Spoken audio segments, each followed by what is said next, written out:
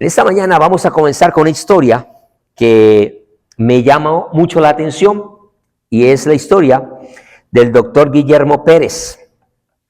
El doctor Guillermo Pérez trabajó por mucho tiempo en Sudáfrica.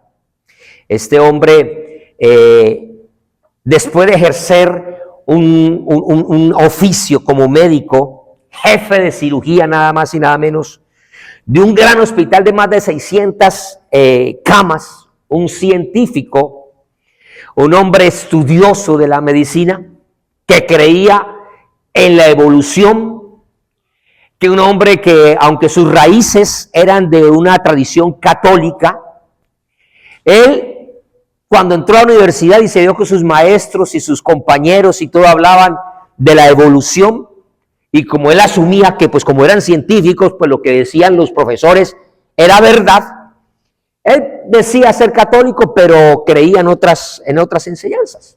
Resulta que este hombre tiene además un conflicto de no creer en Dios, porque él no puede entender cómo un Dios que se dice ser bueno, cómo había creado un lugar llamado infierno para castigar las almas. Y él decía, no puede existir eso, no puede haber un Dios que diga ser bueno, pero que castiga. Entonces, eso no iba con él. Sobre todo porque por su vocación, por su forma de ser, él se quitaba el pan de la boca para atender al prójimo, para servir al prójimo. Él amaba o ama al prójimo porque todavía vive. Y entonces hay un conflicto con él porque él ama a los seres humanos como médico, pero tenía un choque con ese Dios que supuestamente castiga. Y como él suponía, porque es que eso es lo que pasa con nosotros cuando recibimos información, suponemos que el que nos está hablando es porque sabe, es porque ha estudiado, es porque conoce, y así muchos se han equivocado. Sin embargo, ese hombre después tiene un contacto con un hombre que empieza a enseñarle de la Biblia. Ese hombre comienza a leer la Biblia y él llega y cambia su concepto de la evolución y de la ciencia, y ahora es un hombre creyente en la palabra de Dios. La razón de este hombre es que hubo un versículo, uno solo. A él no le enseñaron toda la Biblia. Él con un solo versículo, ese versículo hizo que su mente y su fe cambiara. Y le leyeron a ese hombre nada más y nada menos que Hebreos capítulo 3 y versículo 4. ¿Qué dice Hebreos capítulo 3, verso 4? Ese verso dice que toda casa es construida por alguien. Eso es lógico. Pero el que ha construido todas las cosas es Dios. Métase un momentito usted en la bata de ese hombre científico, evolucionista, que le están diciendo ahora que las casas no se hacen por sí mismas, que hay una razón de ser. Y cuando él dice que todo fue creado por Dios, ese hombre llegó y entendió que cuando él había trabajado, él es un hombre jefe de cirugía con el cuerpo humano, y cuando empezó a mirar todo lo que pasaba dentro del cuerpo humano, dijo, definitivamente esto no puede ser fruto del azar. Y en una entrevista que él le hacen, le dicen, pero usted como médico, ¿cómo puede hablar acerca de eso? Y él dice, mire, pongamos un ejemplo sencillo.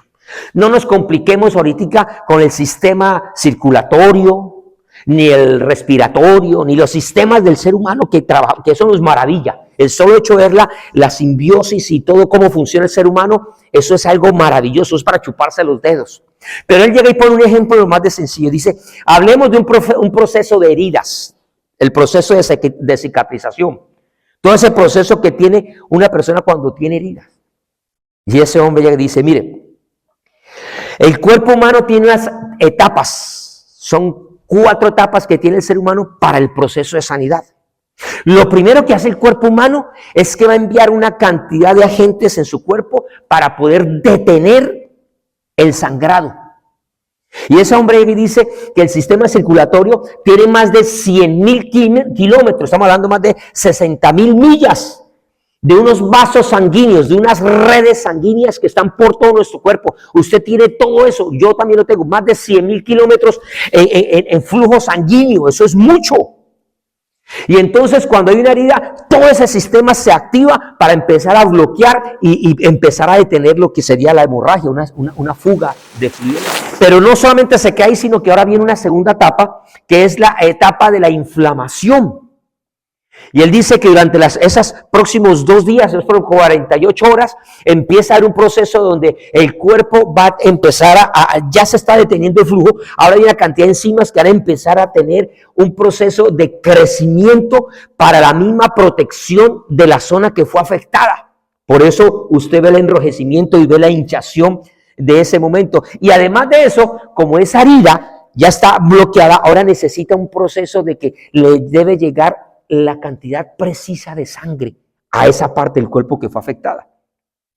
Y ahí mismo en ese flujo de sangre se empiezan a crear unos anticuerpos donde las toxinas y todo eso empiezan a combatir y el cuerpo a resistir para empezar a haber un proceso de cicatrización. Unas moléculas empiezan a florecer ahí en ese proceso, por eso se hincha ahí y las proteínas empiezan a hacer su trabajo. Pero no se termina el proceso ahí.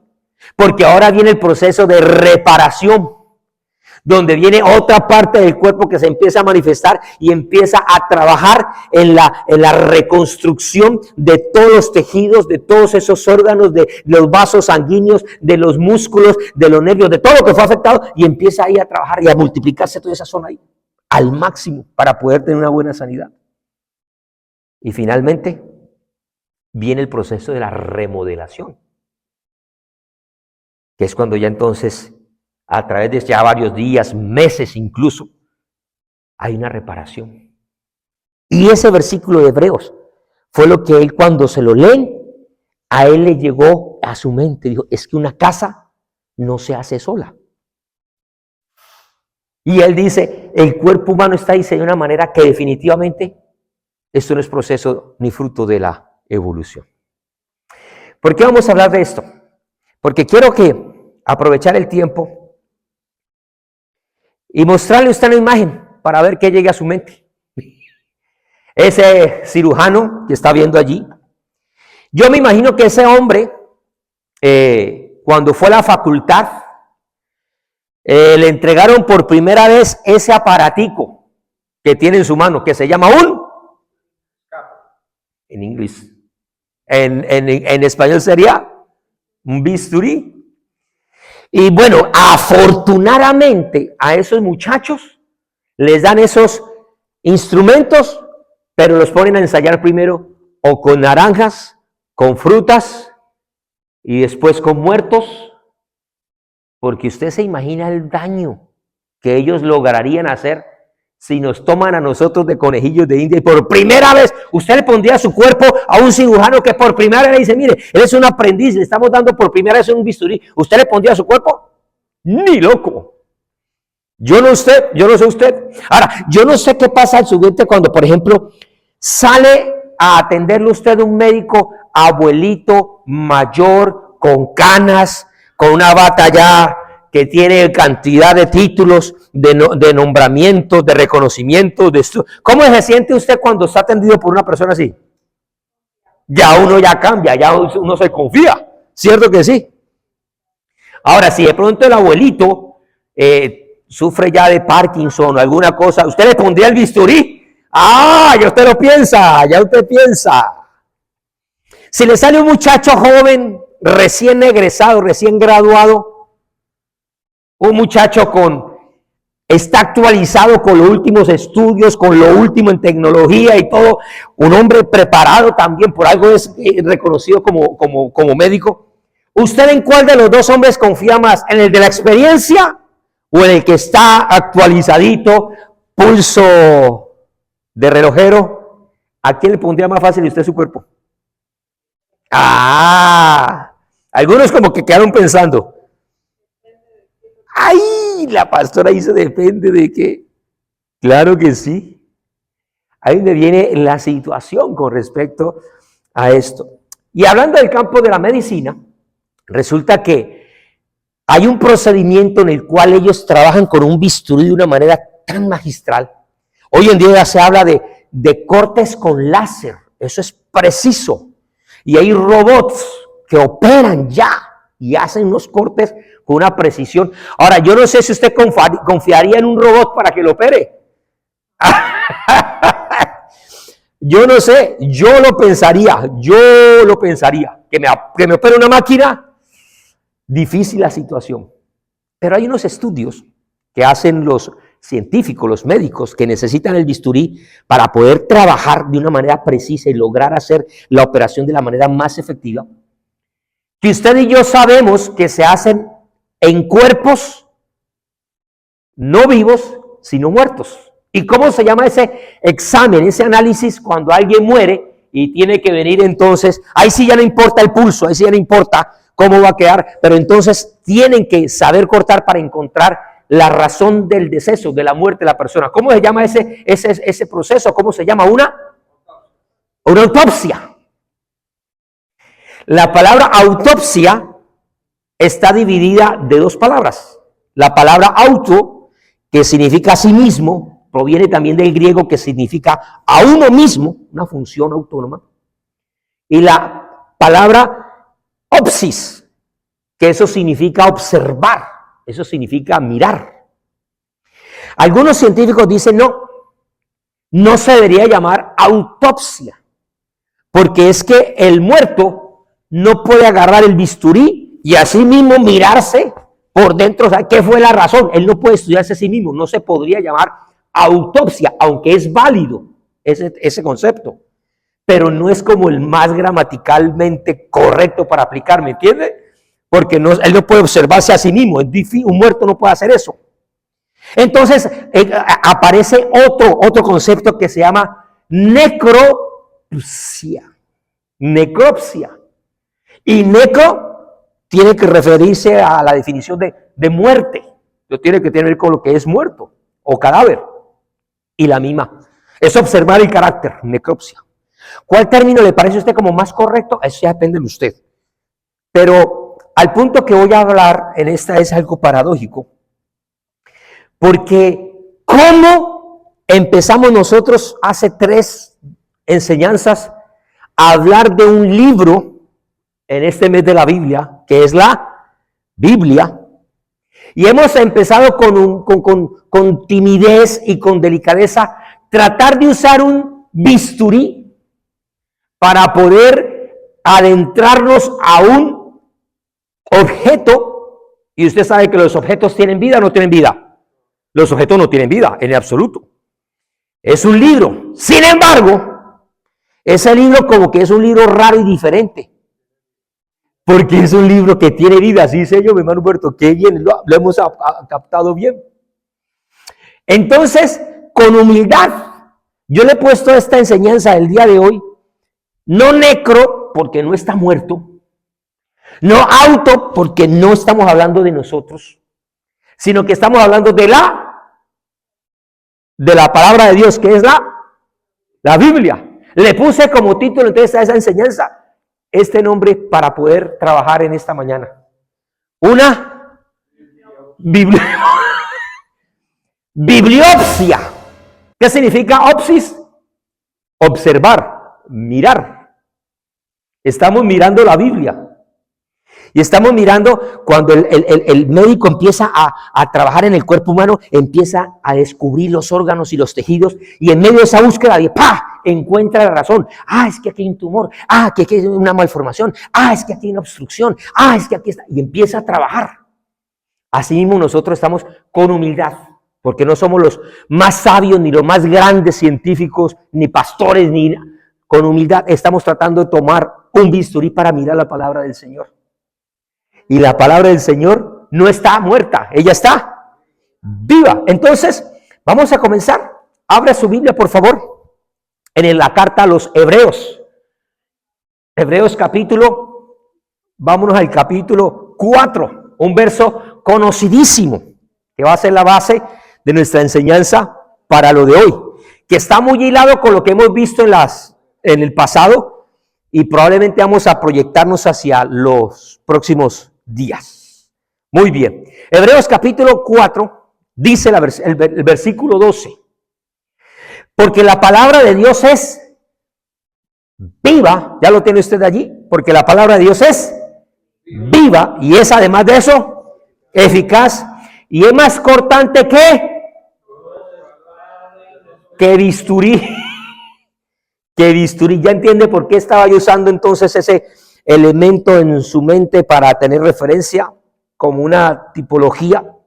Más cortante que toda espada de dos filos y penetra hasta partir el alma y el espíritu, las coyunturas y los tuétanos, y discierne los pensamientos y las intenciones del corazón. El texto es muy importante conocer el contexto para ver por qué el autor a los hebreos está escribiendo eso, y que pues no vamos a tener el tiempo de profundizar para no desviarnos, estar objetivamente trabajando lo que queremos.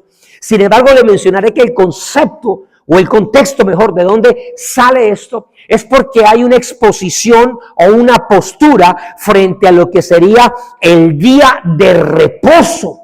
Recuerde usted que la carta a los hebreos es una respuesta a una cultura que ha celebrado una cantidad, por cantidad de años y de meses y décadas y siglos, unas tradiciones, y entonces ahora viene el evangelio a esa gente, el evangelio a los hebreos, por eso tiene su nombre, a los hebreos, carta a los hebreos, y ellos entienden una cantidad de conceptos, y en ese capítulo 4 están hablando específicamente acerca del reposo, de lo que sería el Shabbat. Alguien que yo aprecio mucho, porque es una compañera del colegio, en días pasados colocó y dijo: la ciencia ha descubierto la gran ventaja de sacar un día para descansar, y lo que estábamos hablando al comienzo del servicio.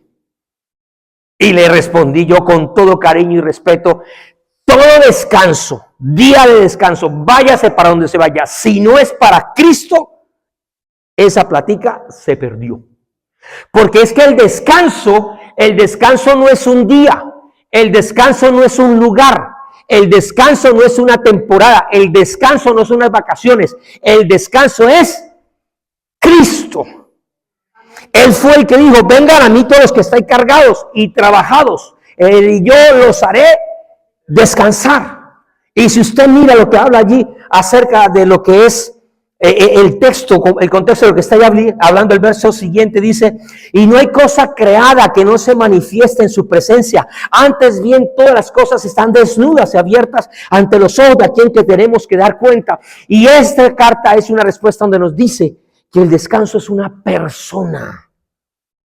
No es el propósito de esta enseñanza hablar de esto, pero tenía que tener en contexto para que usted entendiera por qué estamos utilizando este texto de Hebreos capítulo 4, verso 12, donde nos enfoca y nos dice que la Biblia es la palabra de Dios y es cortante.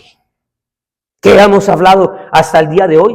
Comenzamos a hablar de unas evidencias que ella misma, por eso se le llaman evidencias internas. Es como si ella misma, la Biblia, se hiciera una ella sí puede hacerse una autopsia.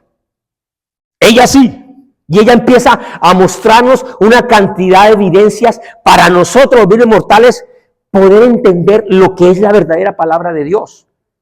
Y cuando el escritor a los hebreos, no podemos afirmar que sea Pablo, utiliza el término de la espada cortante de dos filos, eso significa que había otro tipo de espadas que eran espadas de un solo filo. Esa generalmente se utilizaba en las batallas y tenía una función, pero las espadas de dos filos también se usaban en batallas. Sin embargo, como tenía la particularidad de cortar por un canto y por el otro, cuando entraban eran mucho más peligrosas. Y ese tipo de armas, cuando habían batallas, cuando estaban los soldados allá luchando y todo tipo de cosas, y necesitaban un bisturí, como en ese tiempo no había bisturí, ¿qué tipo de arma cree que utilizaban? ¿El arma de la espada de un solo filo o la que tenía dos filos? Esa era la que utilizaban.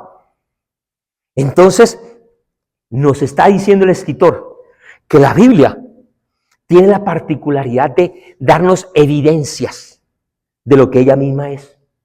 Y entonces mencionamos, por un lado, el testimonio de la Biblia, En segunda manera, nosotros hablamos de la unidad de la Biblia y eso nos desarrollamos en la pasada exposición.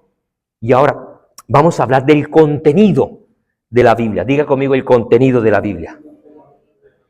Miren, no hay evidencias más maravillosas que pueda encontrar el ser humano cuando ahonda en la palabra del Señor y empieza a encontrar la esencia de lo que ella realmente es. Eso es como cuando a mí, que hace mucho tiempo, por ejemplo, no he podido volver a bucear por muchas cosas. Si a mí me llegan a la oportunidad de meterme a lo profundo del mar otra vez y hacer mi práctica de buceo, créame que cuando yo entre nuevo, eso va a ser para mí un deleite por profundizar.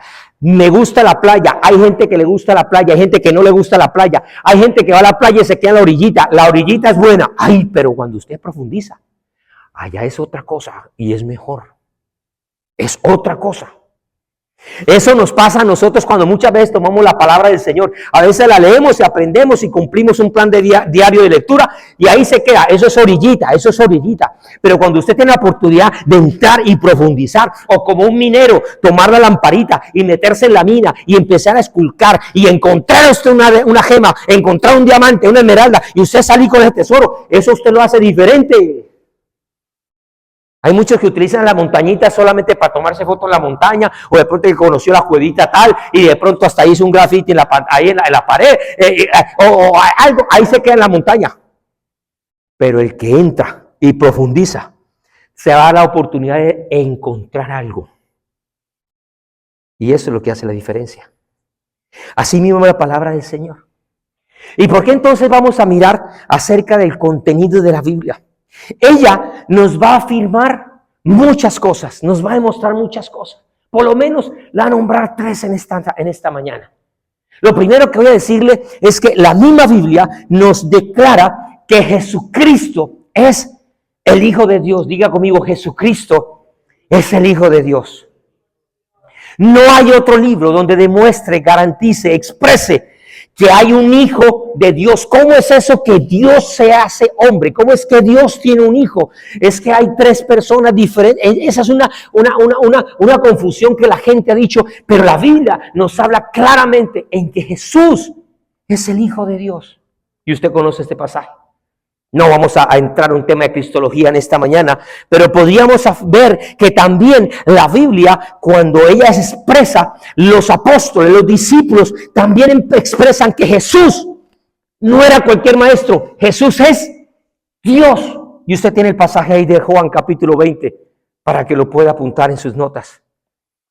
La Biblia también nos da a nosotros evidencia y nos habla que hasta el mismo Padre confirma que Jesús es Dios.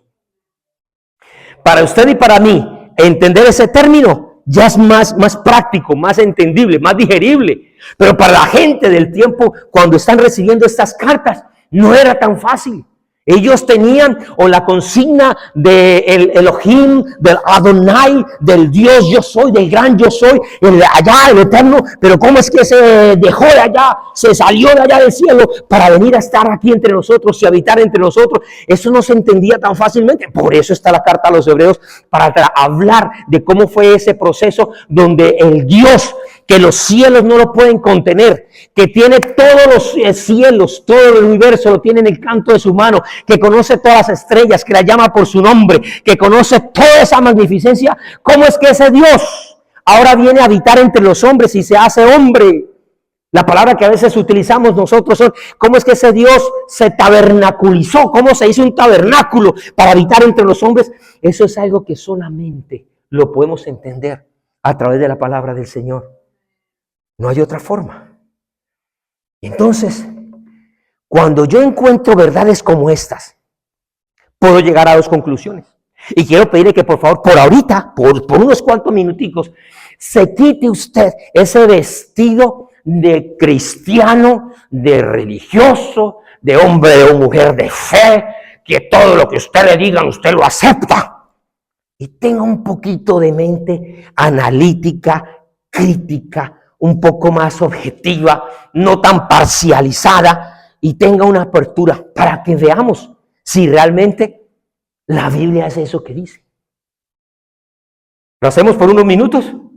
Se va a quitar ese sesgo que a veces nosotros tenemos. Que, no, pues que la Biblia es la palabra de Dios. Sí, es una verdad, lo sabemos porque ya tenemos la conclusión. Pero por un momento, trate usted de decir, no voy a ser tan cegado. Vamos a mirar, vamos a tomar el bisturí y vamos a mirar la palabra. Ay, ¿qué hay?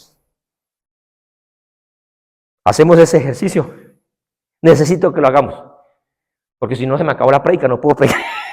Lo que voy a hablar ahorita tiene que ver con eso. Si yo leo la Biblia, tomo la palabra de Dios y empiezo a leer todo lo que dice la Biblia, puedo llegar a dos tipos de conclusiones. Por un lado puedo llegar a la primera conclusión y es decir, definitivamente ese libro lo que tiene es una cantidad de historias, de cuentos, de narraciones, de episodios que definitivamente son pura locura. ¿Cómo va a decir usted a mí que va a existir un Dios? Mucha gente afirma y dice, yo no creo en ese libro, eso es pura mentira. ¿Cómo así me va a decir que existe un Dios? Y si Dios existe, ¿por qué hay guerras? Y si Dios es bueno y existe, ¿por qué hay infierno? Como decía el doctor que mencionamos al comienzo. Y si Dios es bueno, ¿por qué nacen niños con síndrome de Down? Y si esa es algo que cuestiona. Y la gente cuestiona la Biblia con respecto a eso. Sin embargo, la Biblia dice, sí, señores, hay un Dios. Eso podría para algunos sonar como una locura. ¿Cómo así que hay un infierno? ¿Cómo así que hay un lugar de tormenta? No, infierno no existe. Algunos dicen, uy, si en el infierno están las chicas malas, yo quiero pasar mi eternidad allá. No saben, ni tienen ni idea de lo que están diciendo. Otro dice, infierno. ¿Qué más infierno este que vivimos aquí en la tierra? ¿Sí he escuchado gente que habla así y dice así? El infierno, eso no existe. Por ahí un líder de una iglesia tradicional, que no voy a decir, llegó y dijo, el infierno no existe. El infierno es un estado mental del ser humano. Y millones lo siguen en el mundo a ese hombre. Cuando yo miro la Biblia, por ejemplo, me voy a encontrar de cómo es posible que su cuerpo y el mío no es sino una combinación de tierra y de agua. ¿Qué es eso? Que es que el hombre fue creado del barro. Eso es una locura. Mucha gente dice, eso es un cuento, eso es mentira, eso no existe, eso no es real. ¿Qué es eso que Dios creó un hombre de barro? Agua y tierra. Sin embargo, la ciencia después se dio cuenta, cuando empiezan el análisis, no solamente en el bisturí, sino en el microscopio, y a analizar todo, se dan cuenta que todos los compuestos químicos que nuestro cuerpo tiene son igualitos, son semejantes, y vienen a los que tiene la tierra y el agua. Eso es el lodo. Tal cual. Hasta en nuestro cuerpo hay oro. ¿Sí sabía eso? Todos los compuestos. Si yo leo la Biblia, por ejemplo, y me encuentro con un pasaje que me dice que un hombre iba caminando tranquilo por el campo y de pronto vino Dios y se lo llevó para el cielo. ¿Cualquier mente humana puede aceptar eso? Mientras que hay otros que sí están esperando que vengan los extraterrestres y los lleven. A eso sí lo creen. Eso sí creen. Que van a hacer abducciones y se van para otro mundo, porque es que hay vida en otros planetas. Eso sí lo creen. Pero que la Biblia diga que alguien iba caminando y ¡fum! Se lo llevó. ¿A quién le pasó eso? A Elías, pero también le pasó a otro. ¿A quién? No, Eliseo quedó aquí. ¿A quién? Moisés. No, Moisés ya el cuerpo muerto. Digo, el que va caminando y va por la y él caminó con Dios y ¡fum! Se lo llevó Dios. Empieza por E también, empieza por E. Enoc. Eso, si usted lo escucha, lo lee con una mente no cristiana en fe, sino con su mente analítica, usted puede decir, eso es una locura. ¿Cómo es posible eso?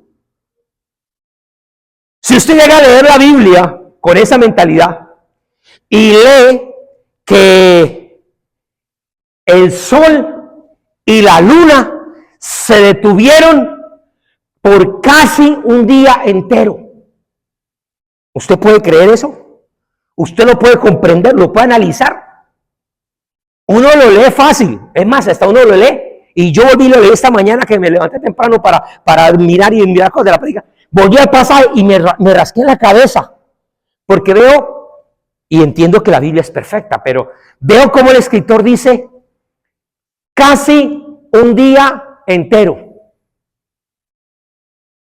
Para mí, o es un día entero, o es mediodía. Hubiera utilizado casi un día, por casi un día. Era la expresión más correcta. Sin embargo, el escritor dice que casi por todo un día de 24 horas, la luna y el sol se detuvieron, se pararon. Ahora, ¿qué dicen los científicos? ¿Que el sol es el que se mueve o es la Tierra la que se mueve? ¿Quién se mueve? La Tierra es la que se mueve alrededor del sol. Sin embargo, el sol también tiene movimiento. Él no es estático. Y él también tiene el movimiento de traslación y también tiene movimiento de rotación. Pero usted explíquele eso a una persona en el tiempo de Josué, que el sol se mueve, no va a entenderlo. No lo va a entender. Copérnico todavía no ha empezado a mirar, y Galilei todavía no tenían esos equipos. Ellos no comprendían. Y entonces cuando dice la Biblia que por casi un día se hizo oscuridad, ellos dicen el sol se detuvo. La Biblia dice en la luna se detuvo. Parece loco eso. ¿No era más fácil decir que la que se detuvo fue la Tierra? Porque para ellos sí era más entendible que la Tierra tiene movimiento. Ahora, ¿usted se imagina que la Tierra hubiera parado? ¿Usted sabe cuál es la velocidad de la Tierra? Nosotros vamos a una velocidad astronómica en el universo. Nosotros vemos ahí que en 24 horas se demora para dar la Tierra la vueltica. No, sin embargo, esa velocidad, y además de la velocidad de traslación, de moverse todo un año alrededor del Sol, eso es una velocidad astronómica. Entonces, para que haya un día, se necesita que la Tierra dé una vuelta. Eso es un día. ¿Cierto que sí? Lo que está diciendo el libro de Josué fue que por casi un día, la vuelta, la Tierra en lugar de darse la vuelta, quedó quieta. Y el sol se quedó ahí parado, y la luna se quedó ahí parada. Y entonces dice, no, se paró fue el sol y la luna se pararon. ¿Usted se imagina donde hubiera parado la Tierra a esa velocidad que va? ¿Qué pasa con su cuerpo cuando usted va a 60, 70 millas por la Palmero, por cualquier lugar, y de pronto usted frena? ¿Qué pasa con su cuerpo? Eso es una ley que se llama eso es la termodinámica, y la acción y la reacción. Pero hay un fenómeno que se llama la fuerza de inercia, que usted trata de continuar con el movimiento con el que va. ¿Usted se imagina que la Tierra hubiera frenado? ¿Qué hubiera pasado con los habitantes de la Tierra? Los mares, los ríos, hubiera sido un acabose. Por eso la gente dice, mire, esa Biblia es puro cuento, eso es locura. ¿Qué pasa cuando usted llega y lee en la Biblia que de pronto hubo fenómenos paranormales? Como por ejemplo, el que aparecían espíritus, que también la Biblia le llama ángeles, y que encima los ángeles venían con un mensaje. Y la Biblia dice, y apareció un ángel. Explíquele eso a una persona que no tiene conocimiento, que tiene una mente natural. Va a decir, eso es puro cuento, eso es una locura. Y que encima ese ángel se le presentó una burra. Y la burra no quería avanzar. Y el que lo montaba empezó a darle garrote. Y de pronto la mulita se movió un poquitico, pero volvió y se le pareció el ángel. Y entonces la mulita no quería volverse a mover, y el hombre volvió y le dio duro a la mulita.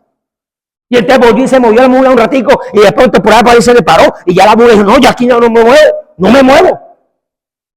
Hay gente que es así, se paran como una mula, se arrunchan, no quieren nada, no lo mueve nadie. Y ese hombre golpea a la mula. ¿Por qué la mula no quería avanzar? ¿Usted ha leído ese pasaje en Números? ¿Por qué no quería avanzar la mulita? Porque había visto un ángel.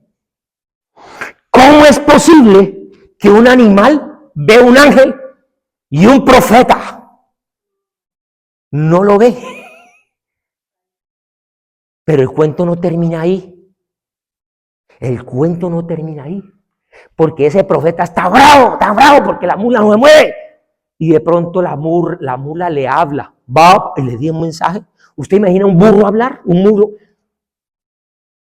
¿Qué hubiera hecho usted si usted va a un campo y le sale una mula y le habla a usted? Oye, hermano, ¿cómo está su día? ¿Cómo ha estado?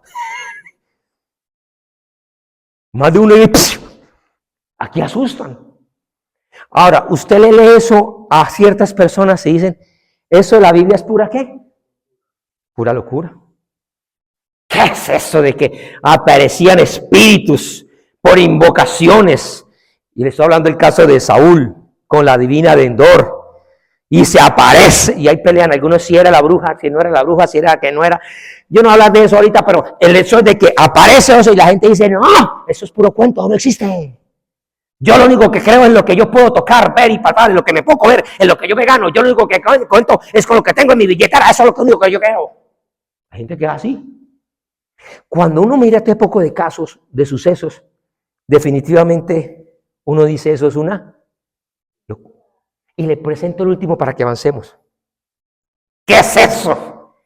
Que dice que Dios se hizo hombre y que además murió y dice que al tercer día resucitó. ¿Quién ha resucitado? ¿Quién ha vuelto a los muertos? Es lo que dicen ellos.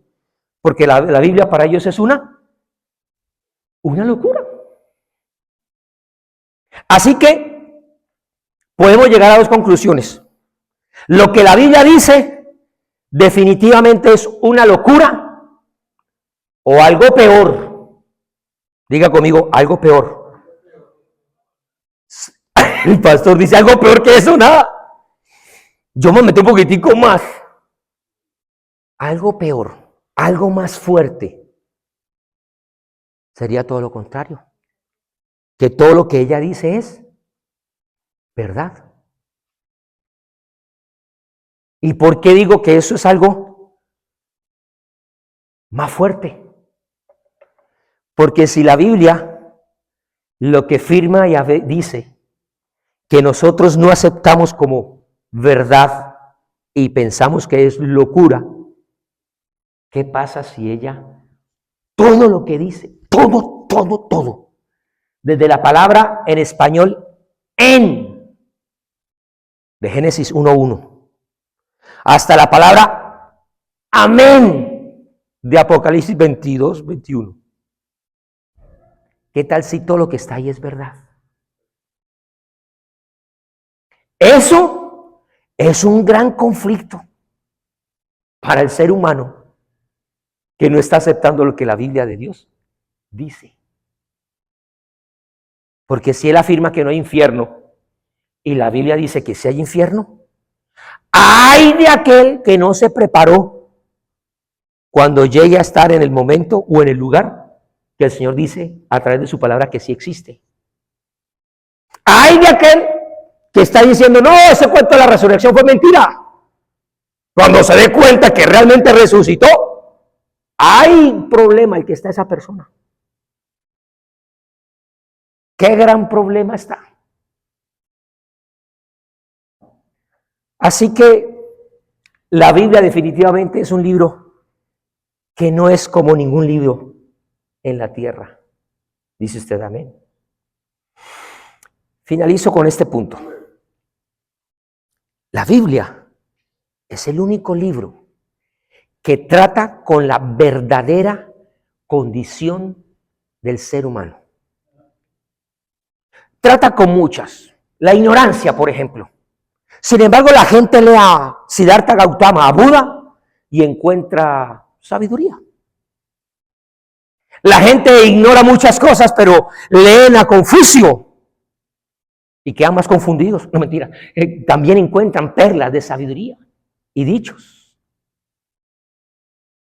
La gente ignora ciertos temas y aunque la Biblia no es un libro ni científico ni para traer respuestas a todas las preguntas del ser humano, eso lo dijimos hace 8 días, ¿recuerda? Pero sí trae la respuesta a la necesidad del ser humano. La mayor inquietud que tiene el ser humano, el mayor problema que tenemos nosotros, es acerca de un tema llamado pecado. Diga conmigo, pecado. Dígalo más fuerte, como una iglesia que acepta lo que la Biblia dice. Diga, pecado. Hoy en día hasta da pena, da vergüenza decir pecado. Se cambia la palabra y dice, no, un desliz. No es que el hermano tuvo una debilidad. Tratamos de cambiar. No, tenemos que reconocer que hemos pecado. Que pecamos en el pasado, que pecamos hoy. Yo no sé si usted peca hoy. Un día me invitaron a una iglesia muy grande, allá en Colombia, a predicar. Y antes de yo de pasar a predicar, dice el pastor, yo me acuerdo cuando yo pecaba. Y yo dije, uy, este hombre cuando se baje del altar me va a tomar una foto con él. Un selfie. ¿Cómo hace ese hombre para decir que él pecaba? Yo peco. Y no me enorgullezco de eso, me da vergüenza.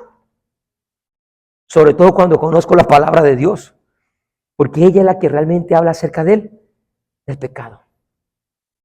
Mire, mi apreciado hermano, ningún ser humano, ningún hombre tiene la valentía de hablar en contra de ese tema llamado pecado, de esa condición tan degradante como realmente es el pecado, de esa condición tan ínfima, perdón la expresión que voy a utilizar, tan putrefacta que tenemos nosotros los seres humanos, llamado pecado.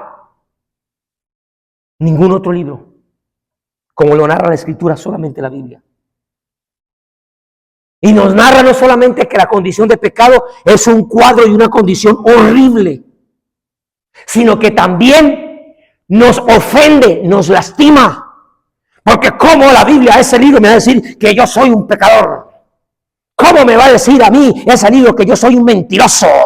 No, todo el mundo mente y tratamos de justificarnos. No, yo mentí porque tal cosa y nos justificamos. La Biblia no tiene reparos para decir, eres un pecador. Nos confronta, nos muestra nuestra condición, nos ofende. Nadie estaba feliz cuando dice ha cometido un pecado. Solo los que son, perdón la expresión, canallas, que se burlan de ese Dios, se enorgullecen de decir, yo soy un mujeriego. Yo soy un vivo para los negocios, yo soy un águila. Eso hago unos fraudes, evado impuestos, tumbo aquí, tumbo allá. Yo soy, ese es un hombre que no tiene ni idea de lo que va a pasar con su alma. Y se jacta. El borracho dice, ay, yo como tomo, yo soy un macho. Yo tomo bastante, ni un borracho. Ese hombre no tiene ni idea de lo que es tratar con esta condición del pecado. Y cuando ella habla del pecado, para nosotros los seres humanos es difícil de creer, de aceptar. Eso no va con nosotros. Mire, el problema, mi amado hermano, no es la falta de evidencias, sino el problema que hay con nuestros corazones. Por ahí dicen las abuelitas, yo no sé si usted su abuelita le enseñó eso, pero dice, hay un dicho popular, no hay peor ciego que el que no quiere ver. Y eso nos pasa a nosotros los seres humanos. Póngase de pie, por favor. Y mientras usted se pone de pie, déjeme hacerle estas preguntas.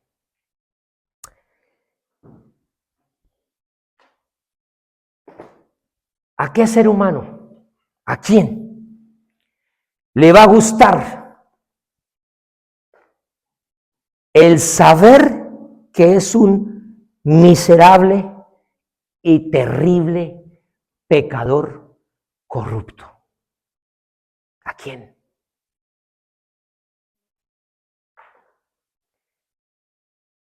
¿Quién se regocija después de haber escuchado que por causa de sus pecados está sentenciado a un infierno para sufrir la eterna condenación de su alma? ¿A quién?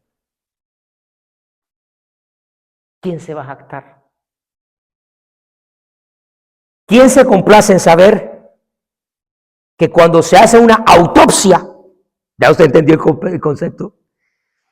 Mi esposa frecuentemente en sus enseñanzas dice, mi papá me dio una enseñanza.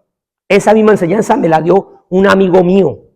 Usted sabe que cuando uno está como a los 14, 15 años, en el afán de uno volverse atractivo para las muchachas, se mete uno al gimnasio y empieza a hacer pesas.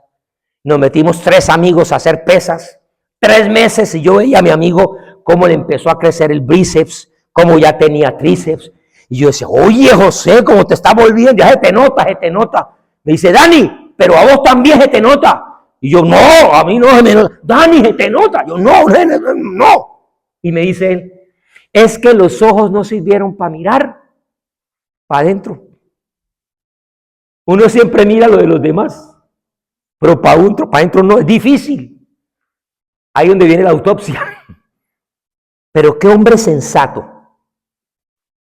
Cuando se hace una autopsia, se mira todo lo que está dentro de él, puede encontrar algo bueno en él. Cuando se da cuenta uno que no hay nadie bueno, solo uno, que es él. Qué hombre sensato. Cuando se mira internamente, va a reconocer que esa persona está en rebeldía contra Dios y con su palabra. Solamente la palabra de Dios, como espada cortante de 2 filos, entra hasta partir, discernir, apartar, separar todo lo que está en nuestras condiciones internas. Por eso ese libro que usted y yo tenemos no es cualquier libro. Y le damos gracias por su palabra, porque hay de nosotros donde no tuviéramos ese libro. Por eso no podemos darnos el lujo de pasar un solo día de nuestra vida sin leerlo, sin meditar en él, sin practicar y hacer lo que en él está escrito, para que entonces podamos ver prosperar nuestro camino y para que todo nos salga bien. ¿Dónde está escrito eso? ¿En dónde? Josué capítulo 1, verso 8. Mira que te mando que te esfuerces y que seas valiente. No temas ni desmayes, porque yo estoy contigo. Nunca se apartará de tu boca este libro de la ley, sino que de día y de noche meditarás en él y harás. Amamos la palabra de Dios.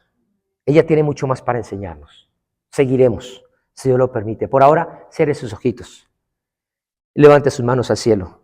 Y le invito a que, por favor, por ahora, vuelva otra vez a poner esa mente y ese vestido de creyente que usted tiene. Ya nos lo habíamos quitado por un momentito, ¿verdad? No puedo mandarlos a la casa con esa mente así. Tengo que volverlos a enviar a sus labores con esa mente que cada día debe ser la de Cristo. Padre.